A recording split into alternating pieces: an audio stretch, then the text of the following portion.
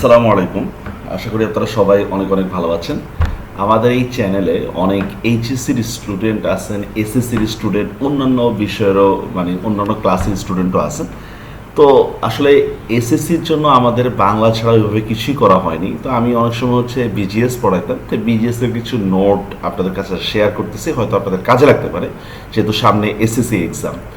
তার সঙ্গে চতুর্থ চ্যাপ্টার আপনাদের রয়েছে বাংলাদেশ ও বিশ্ব পরিচয়, বাংলাদেশের ভূপ্রকৃতি ও জলবায়ু। এখানে বিশাল চ্যাপ্টারটাকে কিন্তু নোট আকারে তুলে ধরা হয়েছে, আপনাদের জন্য বেশ সুবিধাই হবে। দেখুন, বাংলাদেশের ভূপ্রকৃতি, যে জিনিসগুলো আমাদের আপনার গুরুত্বপূর্ণ সেগুলো কালার করে দেওয়া আছে। বাংলাদেশ পলল গঠিত একটি আর্দ্র অঞ্চল, সামান্য পাহাড়ি অঞ্চল ও সীমিত উঁচু ভূমি ব্যতীত সমগ্র বাংলাদেশ নদী বিধৌত একটি বিস্তীর্ণ সমভূমি। দক্ষিণে গঙ্গা, ব্রহ্মপুত্র ও মেঘনার অববাহিকায় বাংলাদেশ অবস্থিত। এদেশের ভূপ্রকৃতি নিচু ও সমতল। তো এইগুলো অবজেক্টিভের জন্য গুরুত্বপূর্ণ, নিচু ও সমতল। আচ্ছা, এখানেও দেখুন কোনো আপডেট তথ্য কিন্তু আনা হয়নি। আপনাদের বাংলাদেশ ও বিশ্ব পরিচয় বইয়ের মধ্যে যে তথ্যগুলো আছে সেগুলোই কিন্তু এখানে তুলে ধরা হয়েছে। ভৌগোলিক অবস্থান ও সীমানা, দক্ষিণ এশিয়ায় বাংলাদেশের অবস্থান। বাংলাদেশ 20 ডিগ্রি উত্তর অক্ষরেখা থেকে 26 উত্তর অক্ষরেখার মধ্যে, এবং 88.1 থেকে নিয়ে পূর্ব দ্রাঘিমা রেখা থেকে 92.41 পূর্ব দ্রাঘিমা রেখা অবস্থিত। বাংলাদেশের মাঝামাঝি স্থান দিয়ে কর্কট ক্রান্তি রেখা অতিক্রম করেছে। দেখছেন, বাংলাদেশের মাঝামাঝি, এটা কিন্তু একটা গুরুত্বপূর্ণ কোশ্চেন।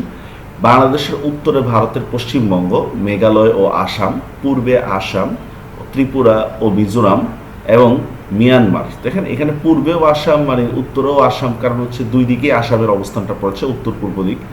দক্ষিণে বঙ্গোপসাগর ও পশ্চিমে ভারতের পশ্চিমবঙ্গ অবস্থিত। বাংলাদেশের মোট আয়তন 1,47,570 বর্গ কিলোমিটার বা 56,977 বর্গ মাইল।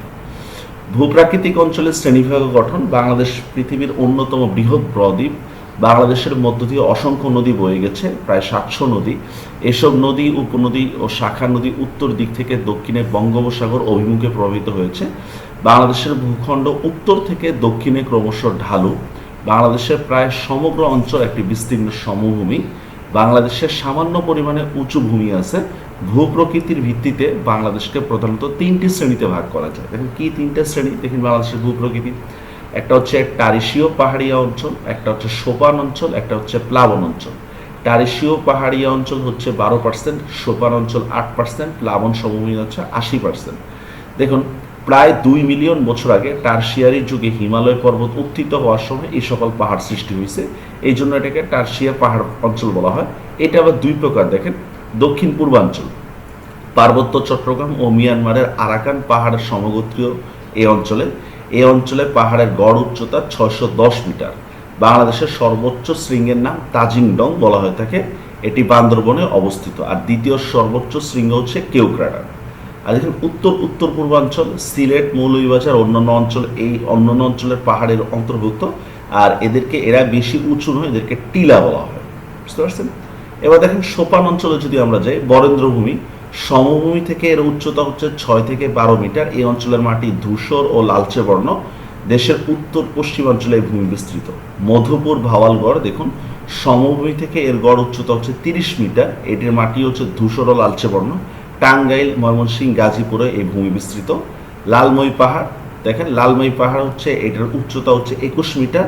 এটা কুমিল্লা লালমই অঞ্চলে। তো সোপান অঞ্চল কাকে বলে? দেখুন, আনুমানিক 25,000 বছর পূর্বে বরফ গলা পানিতে প্লাবনের মাধ্যমে প্লাইস্টোসিন কালের সোপান অঞ্চলের সৃষ্টি হয়। তার দেখুন, টারেশিয়ারও 2 মিলিয়ন বছর আগে, আর সোপান অঞ্চল 25,000 বছর পূর্বে। আর প্লাবন সমভূমি বর্তমান সময়ের প্লাবন সমভূমি, বিভিন্ন সময় বিভিন্ন বন্যা, পলি ইত্যাদির কারণে যেটা সৃষ্টি হয়। দেখুন, প্লাবন সমভূমি সমতল ভূমির উপর দিয়ে অসংখ্য নদী প্রবাহিত হয়। এখানে বর্ষাকালে বন্যার সৃষ্টি হয়। বছরের পর বছর এভাবে বন্যার পানি পরিবাহিত পলিমাটি সঞ্চিত হয়ে প্লাবন সমভূমি গঠিত হয়। তার দেখুন, প্লাবন সমভূমি পলিমাটি দ্বারা গঠিত। সমগ্র সমভূমির মাটির স্তর খুব গভীর ও ভূমি বেশ উর্বর। প্লাবন সমভূমিকে কয়েকটি ভাগে ভাগ করা যায়, যেমন দেখুন রংপুর, দিনাজপুরের অধিকাংশ স্থান, সিলেট, সুনামগঞ্জ, মৌলভীবাজারের অধিকাংশ এলাকা, কিশোরগঞ্জ, নেত্রকোনা জেলার পূর্ব দিকের অংশ ও দেশের অন্যান্য অঞ্চল নিয়ে এই প্লাবন সমভূমি গঠিত। এই অঞ্চলের মাটি বেশ উর্বর বলে কৃষিজাত দ্রব্য উৎপাদনে বিশেষ ভূমিকা পালন করতেছে। এটা দেখুন, টারশিয়ারি পাহাড় 12%, 8%, আর 80%-এর কথা।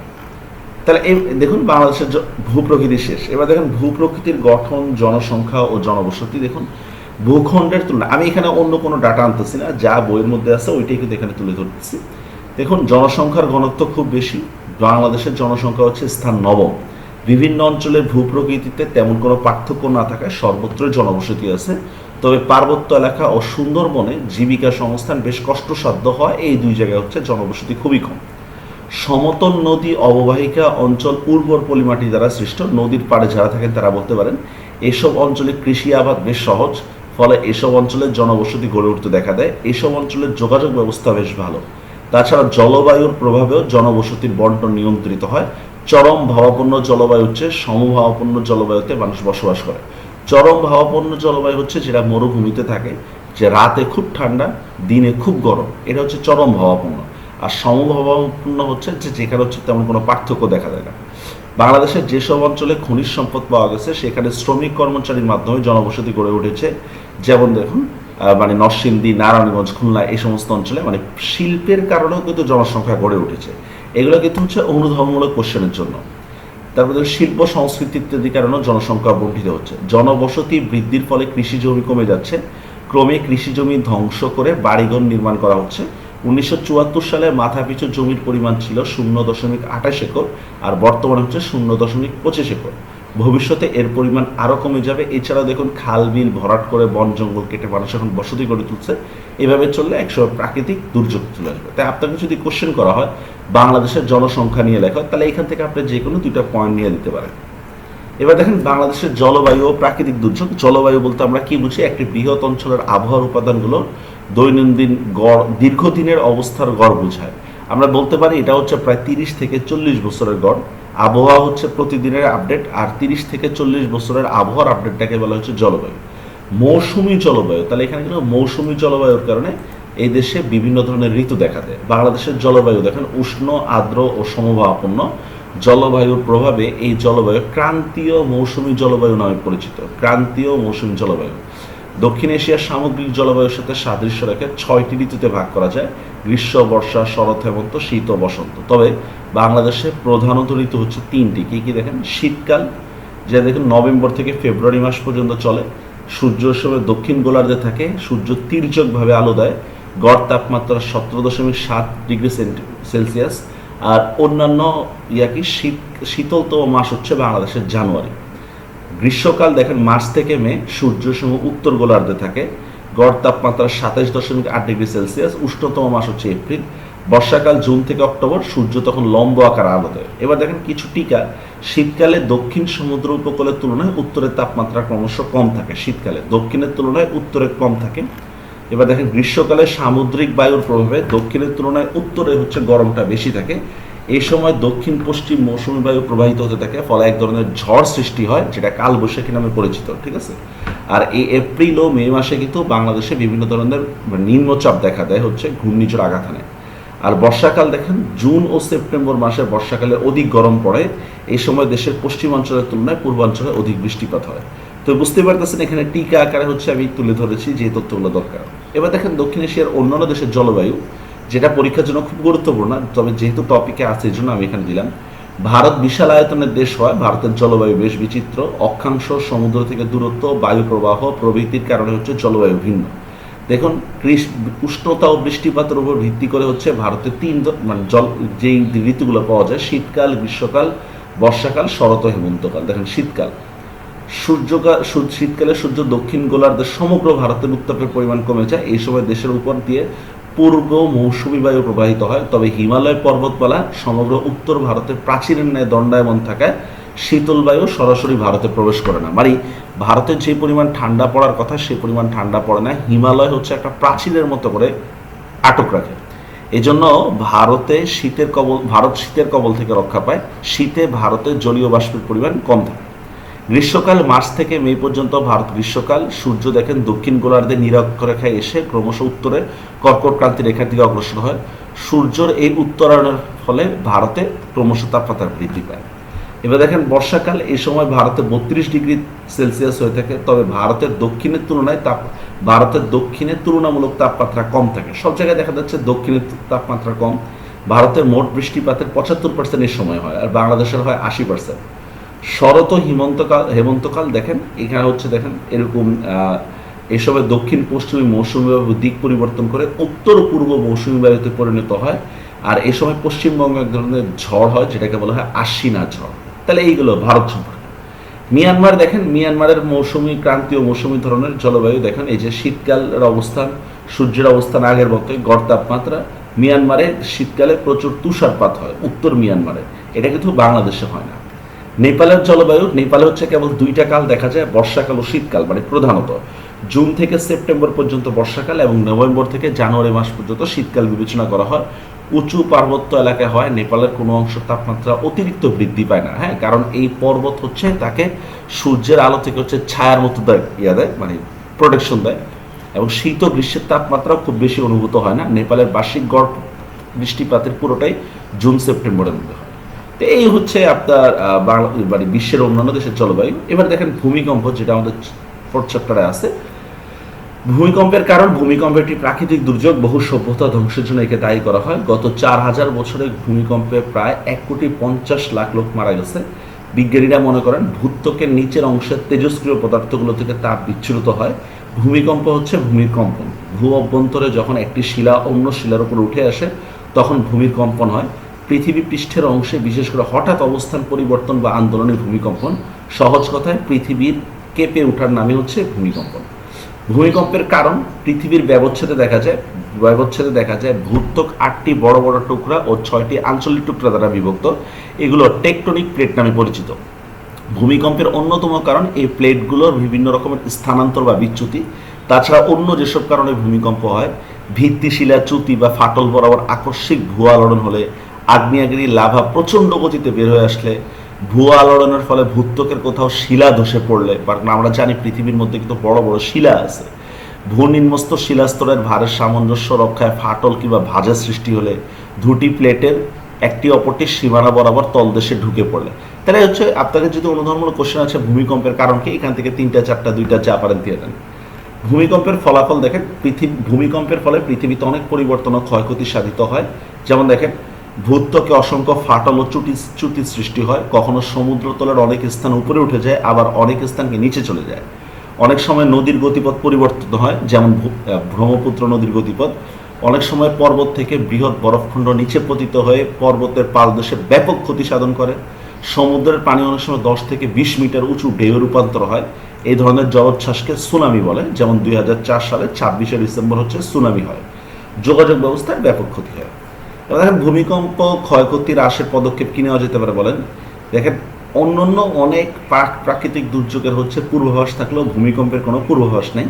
এটা খুব ক্ষণস্থায়ী ও ভূ অভ্যন্তরে ঘটে, ফলে সরাসরি পর্যবেক্ষণের কোনো সুযোগ নেই। তারপরেও কিছু পদক্ষেপ নিতে পারে, যেমন বাড়ি তৈরির সময় বিশেষজ্ঞ প্রকৌশলীর পরামর্শ নিয়ে বাড়ির ভিত মজবুত করা, দুটি বাড়ির মধ্যে নিরাপদ দূরত্ব রাখা, জরুরি বহির্গমন ইত্যাদি ইত্যাদি, গ্যাস বিদ্যুৎ লাইন ত্রুটিমুক্ত রাখা। এবার দেখেন বিশ্বের ভূমিকম্প প্রবণ অঞ্চলগুলো যদি আমরা দেখি, ভূমিকম্প দেখেন 3টা ভাগে, এই যে এখানে একটা ম্যাপ দিয়ে দিচ্ছে আপনাদেরকে।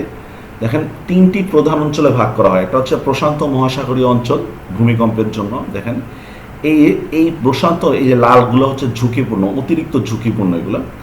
প্রশান্ত মহাসাগরের বাহিরের সীমানা বরাবর সবচেয়ে বেশি ভূমিকম্প হয় এই অংশে জাপান, ফিলিপাইন, এই জাপান দেখেছেন, এই যে জাপান, ফিলিপাইন, এই জায়গাটা হচ্ছে জাপান লাল, জাপান, ফিলিপাইন, চিলি, এই যে চিলি, আলাস্কা প্রভৃতি সবচেয়ে ভূমিকম্প প্রবণ এরিয়া। ভূমধ্যসাগরীয় হিমালয় অঞ্চল, এই অঞ্চলে আলপস পর্বতমালা থেকে শুরু করে ভূমধ্যসাগরের উত্তর তীর হতে ককেশাস, ইরান ইত্যাদি ইত্যাদি, এগুলো হচ্ছে ভূমধ্যসাগর, হলুদ এগুলো। আর মধ্য আটলান্টিক ভারতীয় শিল্প শৈলীরা দেখেন, মধ্য আটলান্টিক ভারতীয় একত্র হয়ে লোহিত সাগর বরাবর কিছু মিশেছে। এগুলো ছাড়াও ভূপৃষ্ঠের অভ্যন্তরে ও মহাসাগরের খাদে খাদে কিছু ভূমিকম্পের প্রকোপ দেখা যায়। এবার দেখেন বাংলাদেশের ভূমিকম্পের কারণ। বাংলাদেশ ভারত ও ইউরোপীয় প্লেটের সীমানায় অবস্থিত, এই কারণে বাংলাদেশ ভূমিকম্প প্রবণ অঞ্চল। যেসব কারণে বাংলাদেশে ভূমিকম্প হতে পারে, দেখেন মানব সৃষ্ট প্রাকৃতিক কারণে কিছু অংশ দেবে যাচ্ছে, আবার কিছু অংশ ফেপে উঠতেছে, যেমন আমরা পাহাড় কেটে ফেলতেছি এরকম। এভাবে ভূস্ফীতির ফলে ভূমিকম্পের সম্ভাবনা রয়েছে। পাহাড় কাটা সহ বিভিন্ন কারণে ভূমিকম্পের সম্ভাবনা বাড়তেছে।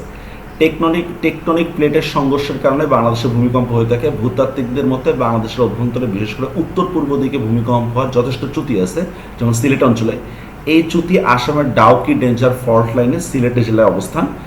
1989 সালে ফরাসি ইঞ্জিনিয়ারিং কনসোর্টিয়াম বাংলাদেশের ভূমিকম্প বলয় মানচিত্র তৈরি করে, যেখানে 3টা বলয় দেখানো হচ্ছে। দেখেন, একটা হচ্ছে প্রলয়নকারী, সেটা হচ্ছে বান্দরবন, চট্টগ্রাম, সিলেট, ময়মনসিংহ প্রলয়নকারী।